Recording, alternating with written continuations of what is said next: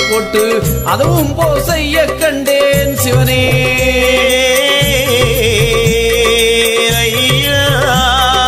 பச்சை பிள்ளையை உடனே அறையினிலே எடுக்க பாம்பாய் நெளிய கண்டேன் சிவனே.